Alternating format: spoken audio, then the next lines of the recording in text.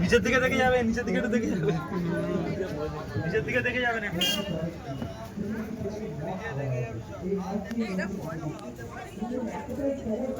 নিচের দিকে দেখে যাবে।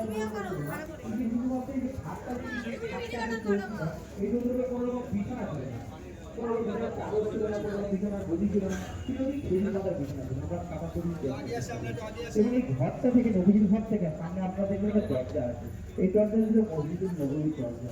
এই নবীজির ঘর থেকে মসজিদুল নববীর দরজা থেকে সংযুক্ত ছিল, একসঙ্গে যোগ ছিল। এই ঘর থেকে এখন মসজিদুল নববীর ভিতরে প্রবেশ করতেন। আমরা একটু আস্তে আস্তে আগিয়ে যাবেন, আমরা ভিতরে আরো কিছু দেখানোর চেষ্টা করি। আসসালামু আলাইকুম ওয়া রাহমাতুল্লাহি ওয়া বারাকাতুহু। 1400 বছর পূর্বে নবীজির জীবনযাপন কেমন ছিল তার কিছু মুহূর্ত আমরা আপনাদের সামনে এই থিমের মাধ্যমে উপস্থাপন করেছি। 1400 বছর পূর্বে নবীজি জীবনযাপন করতেন খুবই সাদামাটা এবং সরল।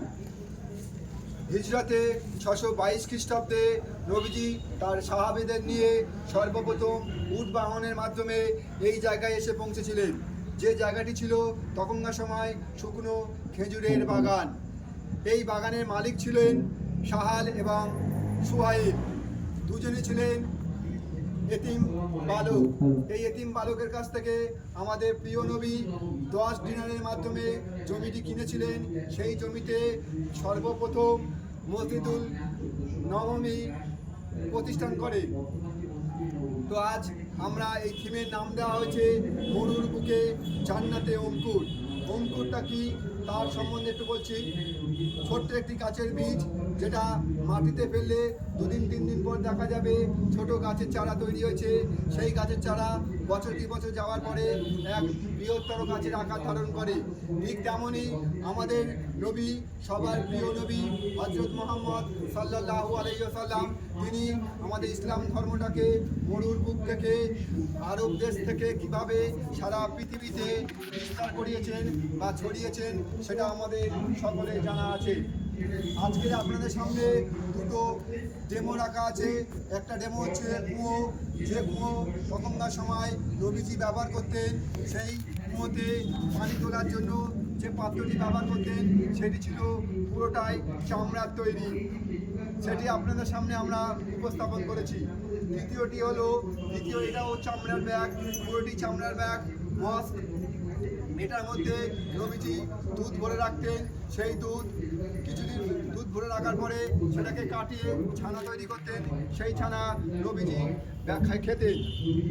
যাই হোক, এখানে যে ডেমো দুটো দেখালাম আপনারা সেম ডেমো ভিতরে গেলে দেখতে পাবেন। তাছাড়াও অনেক কিছু দেখতে পাবেন। আমাদের প্রতিনিধিরা আছে আপনাদেরকে আরও বিস্তারিত বোঝানোর জন্য, আপনারা জানার জন্য ভিতর দিকে আগিয়ে যান।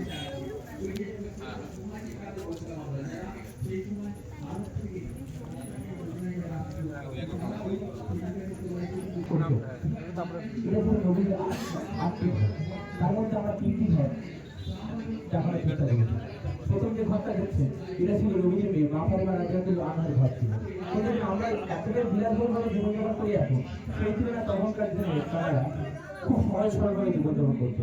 যেমন নিচে যে বিছানাটা দেখছেন, তখন সময় কোনো রকম বিছানার চাদর বা গদি কিছুই ছিল না, ছিল কি খেজুর পাতার বিছানা। এবার তো উপর দিকে তাকিয়ে দেখবেন ঘরের উপরে ছাউনিটা করা ছিল, সেটার মধ্যে খেজুর পাতার ছাউনি ছিল, এবং যে কাঠ ছিল সেটার মধ্যে খেজুর পাতার কাঠ, খেজুর গাছের কাঠ ছিল।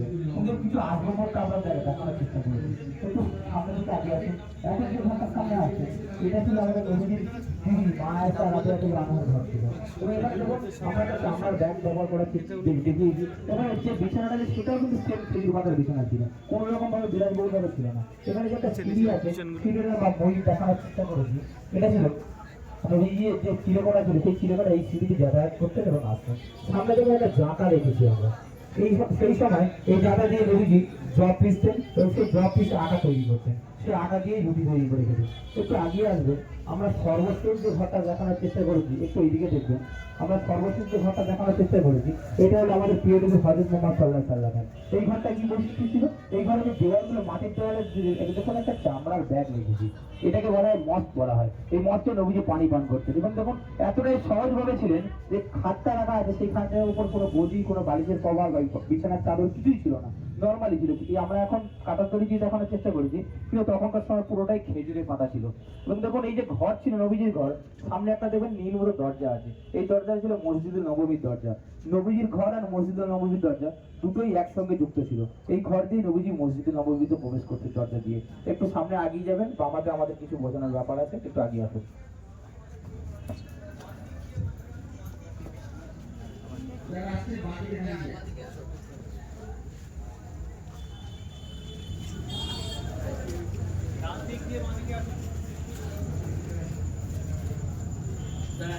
চলে যান, যারা সবাই দাঁড়াতে পারে, একটু করে দাঁড়ানোর ব্যবস্থা করে দিন। আসসালামু আলাইকুম। আপনারা দেখছেন নবীজির প্রিয় আমিনা এবং মসজিদুল নববী। প্রিয় আমিনা মানে উঠোন, নবীজির প্রিয় উঠোন এবং মসজিদুল নববীর ইতিহাস।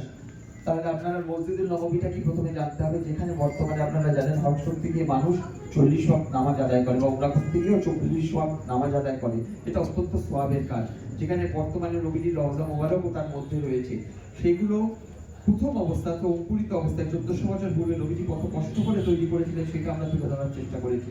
আপনারা দেখুন 5টা খেজুর গাছের খুঁটি এবং খেজুর পাতা দিয়ে তারা সাহাবীদের নিয়ে তিনি 1400 বছর পূর্বে প্রথমে ভিত্তিপ্রস্তর স্থাপন করেছিলেন। এইরকম 5টা খেজুর গাছ দিয়ে এবং খুঁটি দিয়ে, এবং সরাসরি তার একটি দরজা ছিল যা দিয়ে তার আপনারা একটু ভেতরেই দেখলেন ওনার ঘরের সঙ্গে সরাসরি সংযোগ। উনি এসে এখানে সরাসরি এসে নামাজ পড়তেন, সেটা আমরা দেখাবার চেষ্টা করেছি।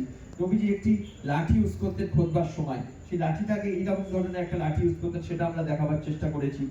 আর কি দেখুন ওই যে খেজুর গাছগুলো আছে প্রত্যেকটির এক একটি ইতিহাস রয়েছে। এই যে প্রথম খেজুর গাছটা নবীজি প্রথম অবস্থায় ওই খেজুর গাছে দাঁড়িয়ে হেলান দিয়ে কিন্তু তিনি খুতবা দিতেন। পরবর্তীকালে যখন মেম্বার হয়ে যায় তখন কিন্তু খেজুর গাছের গুরুত্ব হারিয়ে ফেলে, তখন তিনি মেম্বারের উপর দাঁড়িয়ে খুতবা দিতে শুরু করেন। তখন খেজুর গাছ অত্যন্ত কান্নাকাটি করেছিলেন এবং নবীজি সেই খেজুর গাছ থেকে কান্না থামাবার জন্য তাকে জড়িয়ে ধরে অনেকক্ষণ বুকে জড়িয়ে ধরেছিলেন, তারপর ওর কান্না থেমেছিল। সেই জন্য খেজুর গাছটার নাম উস্তুয়ানা হান্নানা, মানে ক্রন্দনকারী খেজুর গাছ। আর একটা খেজুর গাছ দেখুন উস্তুয়ানা মুহাজিরিন, অর্থাৎ যারা মক্কা থেকে মদিনায় হিজরত করে আসতো মুহাজির বলা হতো তাদেরকে।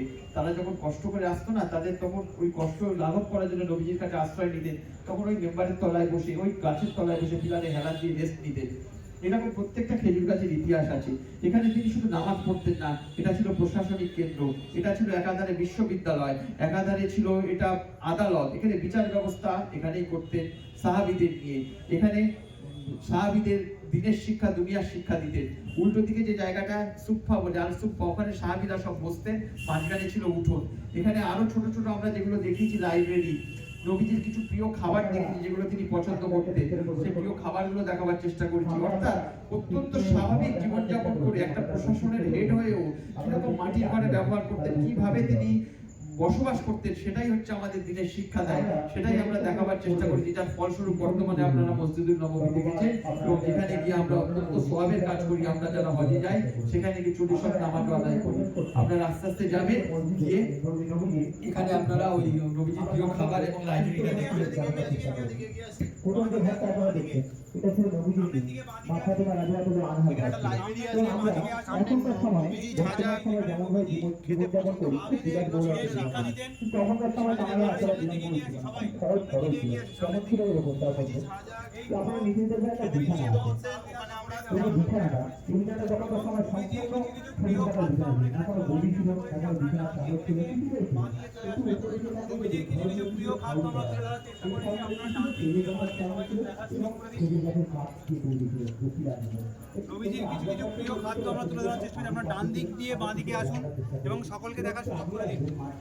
এগিয়ে আসুন এবং সকলকে দেখার সুযোগ দিন। ডান দিক দিয়ে বাঁ দিকে আসুন, ডান দিক দিয়ে বাঁ দিকে আসুন, ডান দিক দিয়ে বাঁ দিকে আসুন, ডান দিক থেকে দেখার সুযোগ করুন।